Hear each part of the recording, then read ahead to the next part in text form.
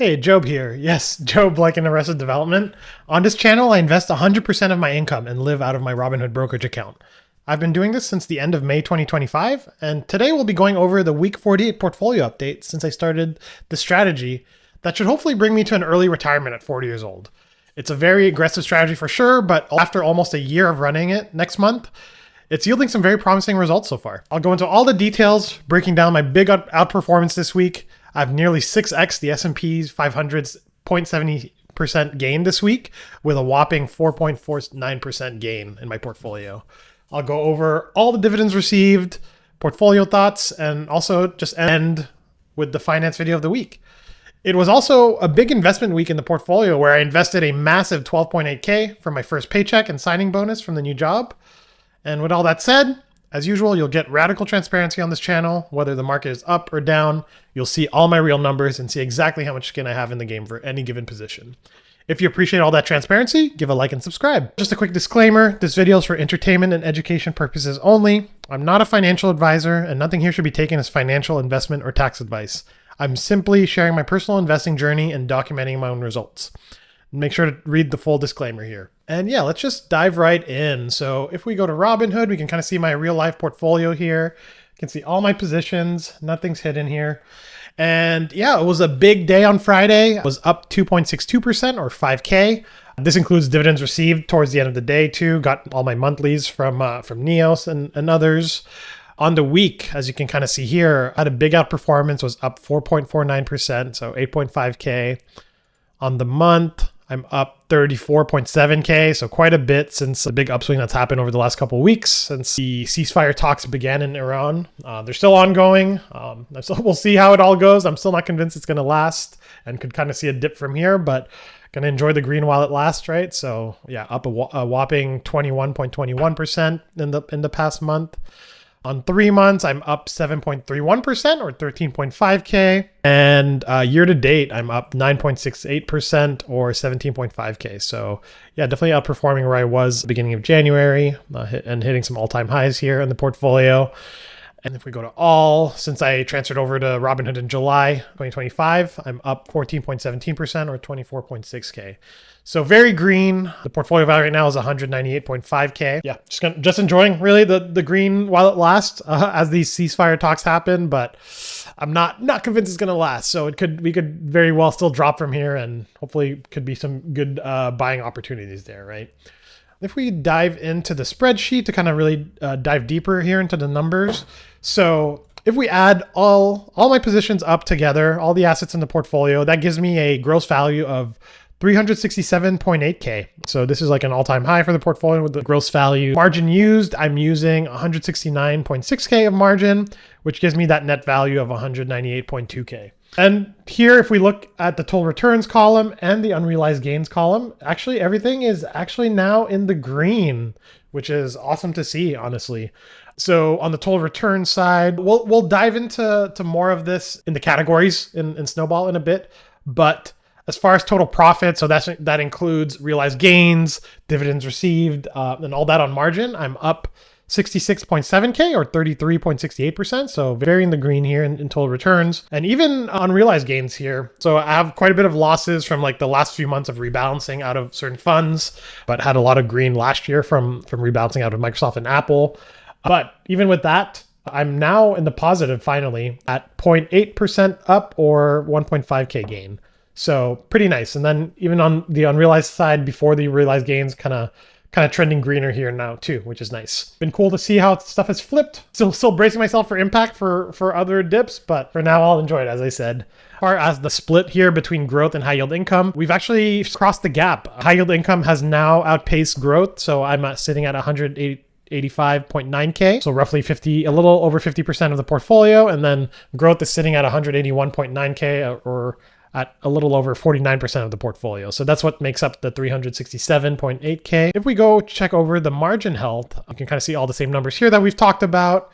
If we apply the blended margin maintenance ratio of my portfolio, 25% across all positions, you get your margin maintenance number here, right? So this is the value the portfolio would have to drop to, so 91.9K for a margin call to be triggered. So right now, my buffer between that and my net portfolio value is 106.2K, so quite a bit.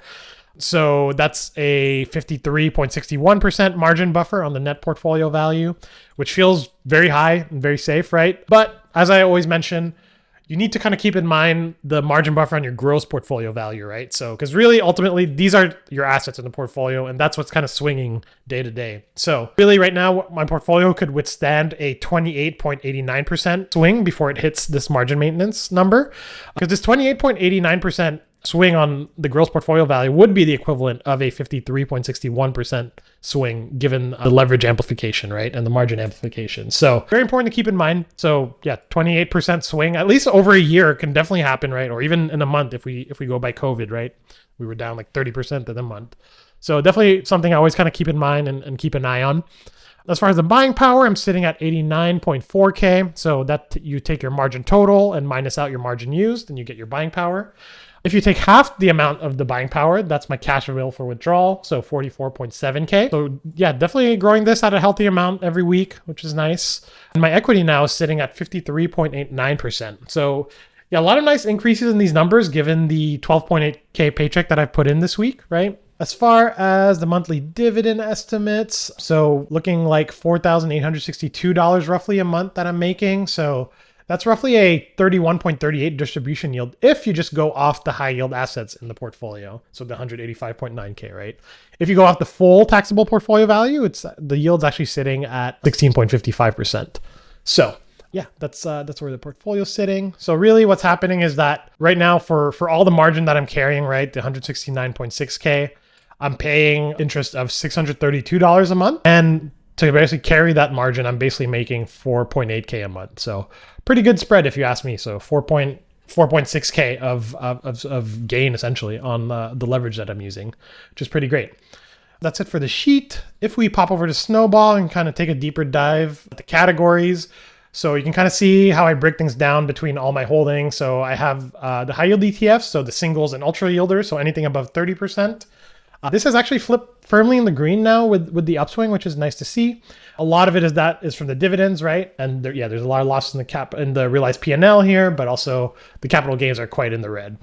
So a lot of it is being carried on the back of Chippy, which has had like a monster run up. It's up 22.38% or 8.6K. So that's between capital gains and dividends received.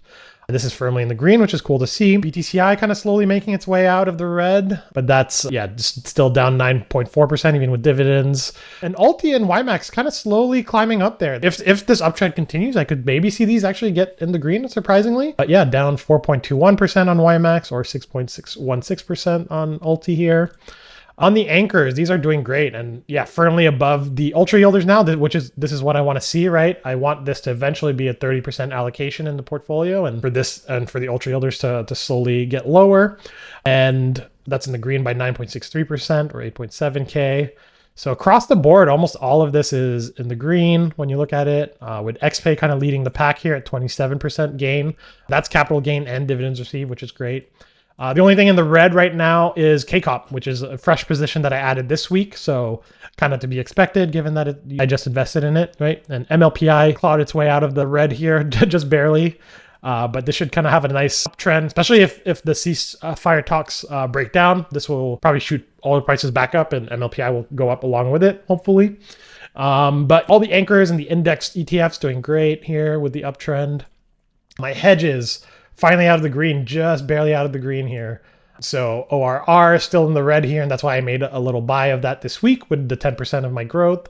And gold going up nicely, and let's see, up 8.4% here. So everything doing pretty good, everything in the green, which is nice. So enjoying it while it lasts, as I've mentioned. If we pop over to the growth tab of things and kind of just lock everything to this week, right? Let's just do that. And then here as well. And we want to open up the compare, right? And then also for my heat map over here, just do today. So we can kind of see that I outperformed the S&P 500 by 3.24% according to Snowball. So up 6.2% or 6.2K compared to the S&P, which is great to see. I was kind of matching it at the early in the week and then eventually outperformed it here.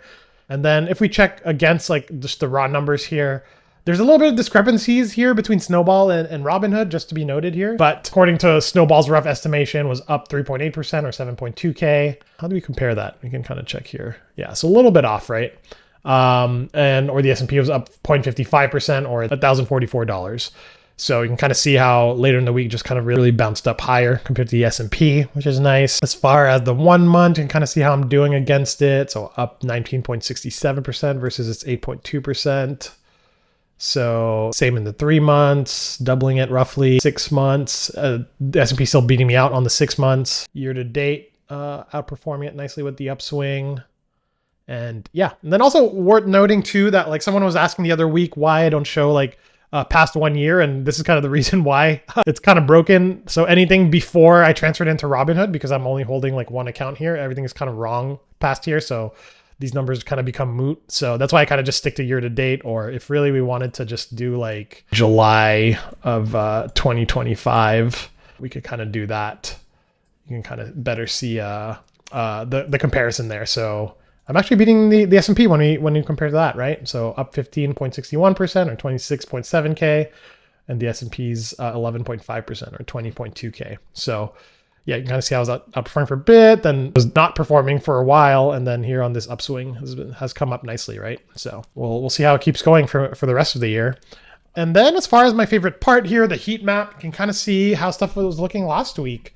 So mostly in the green here, ORR was lagging a little behind with all the Strait of Hormuz action that was happening this week, right? So it's heavily affected by it because it's invested into more international stocks, which are more affected by the oil crisis there. And then also Japanese stocks, which heavily get a lot of their oil from there. So this is down, and that's also part of why I invested a little bit more into it this week. KCOP, fresh position again, so this is down. Gold went down a little bit this week. But yeah, cool to see how everything else performed this week. Chippy was up big, 9.5%, including its dividend and capital gains. XPay actually outperformed VU, which is surprising to see. PMO up 2.5%, QQQM up 2.3%. So if you compare that to TDAC actually matched it, which is cool to see, and not quite. So you kind of see how QQI kind of lags behind because of the covered call strategy, right? But cool to see that TDAC was able to match it along with its performance. And yeah, Alti actually beat out the S&P, which is cool to see. Even YMAX as well. MLPI outperformed the S&P in that regards too. VGT up big at 3.4% as well too. So yeah, great to see how everything is holding up this week. And if we go year to date and kind of see how things are looking. So SCHD still up quite a bit, 15%, with kind of like the rotation to small caps from all the AI and tech names. XPay doing 4.6%, which is great. And yeah, just slightly behind VU here. SPMO up 11%, which is great. ORR still trailing, and this is part of why I invested into it. BTCI as well still trailing, why I invested into it this week. KCOP and MLPI were lagging behind, and yeah, part of why I invested in those as well too. So hoping to help balance out like my tech exposure that I have through some of those names, right? And Alti here, you can kind of see that really matching the S&P 500, which is cool to see, and YMAX kind of climbing out of its hole, almost out of the red here. So this is how it's all looking year to date. A lot greener now. And yeah, we'll see how that goes. As far as the dividend calendar, if we go to the week, so it was a big dividend week this week. So got Chippy dividends, $323 at 37%. Got Alti at $227 and 70%. YMAX at $155 and 60%. BTC at $244 and 26%. IAUI at $29 and 12%. MLPI at $111 and 14%, QQQI at $105 and 14% yield, and SPY at $29 and 11% yield, almost 12.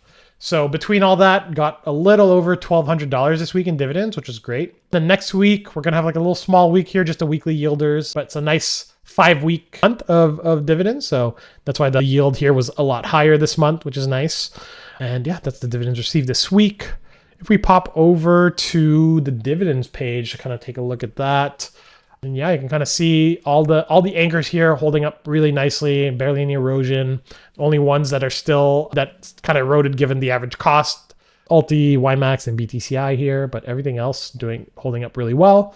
And also this kind of just represents why I'm kind of like mostly focusing on these guys and investing in these guys, because they hold up pretty well even through downturns and stuff like that. So pretty nice. As far as dividends received, you can kind of see how things are looking, right?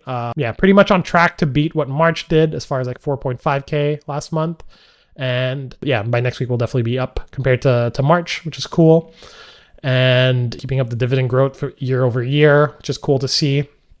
And yeah, that's the numbers, the weekend numbers. As far as updates related to the portfolio, you saw this in this week's Paycheck investing video. I think I've settled on my investing percentage for my paychecks going forward. I'll be doing 90% high yield ETFs, so the safer ones. So XPay, TDAX, TSPY, SPY-I, MLPI, QQQI, IAUI, KCOP. So anything between the 10 and 20% yield, I'll be investing in, just so they hold up their yields better and have less NAV erosion, if any at all. And then for the rest of it, the 10% will be invested into any growth names. So anything that might be on a dip that week as far as the growth ETFs. Right now, I'm kind of focusing on ORR because it's the only one that's left in the red right now. Everything else is in the green. But I'll be like through pretty much the heat map, right? I'll be able to kind of keep track of like what's red on a week, what's red on a month. So for example, on the month, you can kind of see that MLPI is red, ORR is red, KCOP's red. So these might be good targeted opportunities for my investments week over week. So I'm always going to be checking against this chart to see what I'm going to invest in, right? And yeah, that's the split that I'm thinking. I wasn't quite ready fully to kind of give up on growth investing. So I'll be still contributing a small portion there. So it's still a big step up from what I was doing before the layoff of 60% high yield and 40% growth. So yeah, look forward to that on the weekly paycheck investing. And I still need to update that chart. I'm hopefully going to do it for next week. As far as the finance video of the week, this week is another video from a friend of the channel, Recycle Your Money.